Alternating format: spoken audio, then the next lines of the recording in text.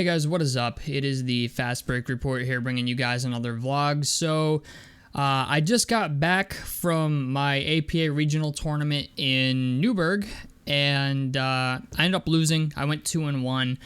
Once you make it into the winners bracket, you can't lose. You have to win like four or five games in a row. I started off the first person I played was supposed to play against didn't even show up. So I got a first round bye. Then the second game I played like shit, still managed to win. The other guy just played worse than me. And then the third game I didn't do myself any favors. I just got my ass kicked. So needless to say, that happened. And then I came home and apparently Benn Mathurin is out for the remainder of the season with a torn labrum in his right shoulder, if I'm correct. And this is disheartening news, man. I hate this for us. And you know what, man? I know I made the video yesterday that I was already skeptical about the team, and I was, but this kind of derails like the skepticism. Like I hate to say it, boys, but I think we're kind of fucked. And the reason I say that is because while Benn Mathurin is still somewhat raw as a second year player, he's still an essential part of this team when it comes to just putting points on the board. You know, I know a lot of people make the debate back and forth of whether he should be a starter or if he should continue to be a sixth man. Personally, I've never voiced this. Do I think Benn Mathurin should start? If we're looking to develop him, I think so. But at the same time, I feel like Rick was purposely bringing Ben off the bench, mostly because he's not completely polished as a player yet. I mean, there's still a lot of work to go with his game, to be fair. Like, I understand where fans are coming from, where, you know, they think that Benn Mathurin should be a starter, because we've seen games from him where he scores, you know, just goes bonkers, and we're like, yeah, like, he's a guy who should be starting. But the thing is, like, he's not a great defender. The stuff off the dribble still needs a lot of work. The shot selection as a whole needs work. He needs to become a more willing passer than he is. I understand Benn Mathurin wants to be the guy and, like, you know, be that our bona fide number two, or, you know, maybe even down the road our number one scoring option or number three scoring option, something anywhere 1 through 3. Okay, but it's just the idea, like, Rick, I think, was bringing him along off the bench to just try to develop him more. And then maybe, who knows, maybe in the playoffs he would be a starter. But I can't really say I'm neither here nor there on either one, to be honest with you. I think he's a good player. I just think, like, I don't care if he starts or if he comes off the bench as the sixth man. That's my opinion on that. But the idea that he's now injured and is going to be out for the rest of the season, my hopes for us in the playoffs just got a whole lot worse. And the reason for that is because obviously Benn Mathurin, regardless of whether you think he should start or be our sixth man or a bench player, he's still very good. And he was a guy that provides a lot for this team.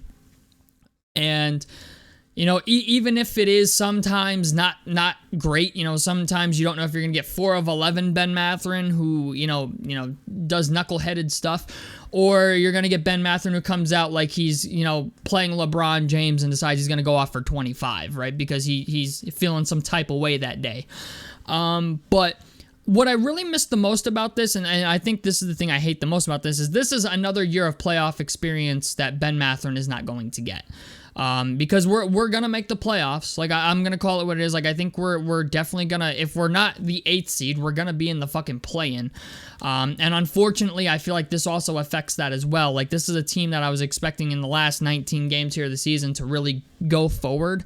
My hopes for that just dwindled. You know, like, I like, honestly, I've went from, like, we're going to be maybe a 47, 48 win team to now I'm like, okay, maybe we'll be in the 42 to 44 range. And that's disheartening in itself. But that, you know, that seems like that's what reality is at the moment. Granted, Ben Shepherd's going to get more minutes. Jarris Walker's going to get more minutes out of this. Andrew Nembhard's going to get more minutes out of this. Jalen Smith, Isaiah Jackson, those guys. This just means more minutes for those guys. And I really like what I've seen out of Ben Shepherd this year. This is, honestly, I'm going to call it what it is, man. Like, Ben Shepherd and Jarris Walker are going to get their points. Like at this point, officially, like, since Ben Mathurin is now done for the season, those are going to be the two guys who benefit the most from it. So I think Ben Shepherd's going to be... I think we're going to like what we see out of Ben Shepherd. I'm just going to call it what it is. Like, is it going to be on the level of Ben Mathurin? I don't know, but Ben Shepherd has looked good so far in the second half of the season. He's looked good all season, if you ask me. I think he's a solid defender. I think he shoots the three terrifically. It just sucks because Ben Mathurin is like a guy who's kind of like a pure scorer almost, like a guy who just, he doesn't do much other than score the ball, but we still need him to, we still need a guy to go out and score the ball. Aaron Nesmith is going to have to come up huge too. Like there's going to be, it just sucks because like that's one less player you have, and I think that's a huge loss to the team. I think everybody agrees on that. But at this point, it's just like I think this changes us from being like honestly, I think Ben Mathurin's the difference between potentially being a second-round team and being a first-round exit. And unfortunately, I feel like this is like, if we lose in the first round now, like I'm not really surprised. This is a team that's been battling injuries all year. Tyrese Haliburton has been atrocious since coming back from the injury. I hate to say that, but like Tyrese Haliburton's his second half of the season has not been good since the hamstring injury. Since the hamstring injury happened, Tyrese Haliburton just hasn't been the same player. Miles hasn't been shooting the three very well. Pascal Siakam is a guy that, somebody brought this up on the video yesterday. It's like, if we don't play well, Pascal Siakam might not re-sign with us. Even though I don't think that's going to be the case, because I think he really wants to play with Miles Turner. I think he likes playing with Tyrese Haliburton. What we've heard out of him seems like he wants to be here. I don't think we would have traded for him if he didn't want to be here, but it is a little bit disconcerting because it's like, he's a guy that he's, I think he's 29. So it's like, for all we know, like a better offer could come along in free agency, but... I hope not. I hope he wants to stay here, but it's just the idea, like, shit could go downhill very fast, and it seems like it's going downhill very fast. From the Ben Mathurin injury to, Tyrese Haliburton not playing the same since his hamstring injury. Now, we got Pascal Siakam's free agency to worry about now. Like, we really have to play well, and like it seems like, all the things that can possibly go wrong are going wrong. So, and originally, like, first it was just Ben Mathurin's only out for 3 or 4 days. Then they find out he's got torn labrum, and now he's done for the season. It sucks because, I think this playoff, like, push that we would have made, I think we would have made the second round, potentially, depending on the matchup. It's just the idea, like, playoff basketball is an experience that... is invaluable. I understand, like, a couple years ago, I wasn't really big on it because I was like, this team isn't going to do much anyway. But we're at a point now where guys like Tyrese Haliburton and Ben Shepherd and Jarris Walker and Jalen Smith, all these guys, right? Andrew Nembhard, these guys getting at least a taste of the playoffs would be beneficial to them. I think it would definitely, like, maybe, give them a little bit more drive to be like, hey, we got to do this shit again next year.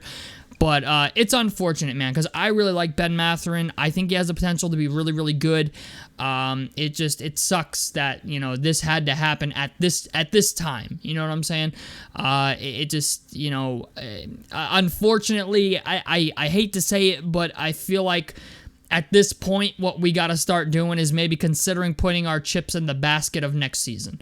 And you know what? If Pascal Siakam comes back, I honestly think this team is, like, next year is going to be the year anyway. I think next year is going to be the year where we become, like, a solidified, bona fide playoff threat, a perennial playoff threat where, every year we're making the playoffs, we're a threat to upset, a threat to maybe go to the second round or Eastern Conference Finals. So, like, yeah, it sucks, but at the same time, my expectations weren't high to begin with.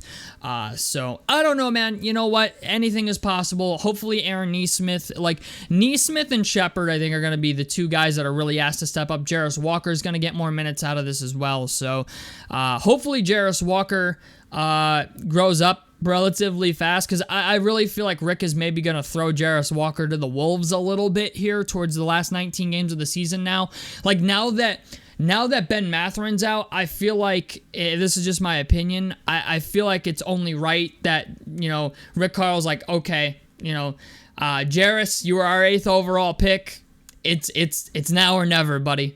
So I don't know. Jarris Walker's been intriguing in the G League, to say the least. He's looked really good in the G League. It's just a matter of getting that to translate to the NBA game. And while I understand the last 19 games of the season, when you're trying to make a playoff push, is maybe not the ideal time to throw your rookie to the wolves, so to speak, but I feel like that might be the only move left in the chamber. And Jarris Walker was a guy that during the G League, it's like when you let him do his thing, he can go off for 20 or 30. So, we know he's capable of it based on what we've seen in the G League. It's just, can he do that against NBA level talent? That's the real question. We know Jarris Walker can play defense, right? Like that's what we know, that's his specialty. But, I think now is going to be the time where we see what some of the guys on our team are really made of. So, anyway, tell me what you guys think about this down below in the comment section below. A like helps me out. Subscribe if you guys want to see more on the Fast Break Report. And I'm out of this motherfucker. Peace, guys.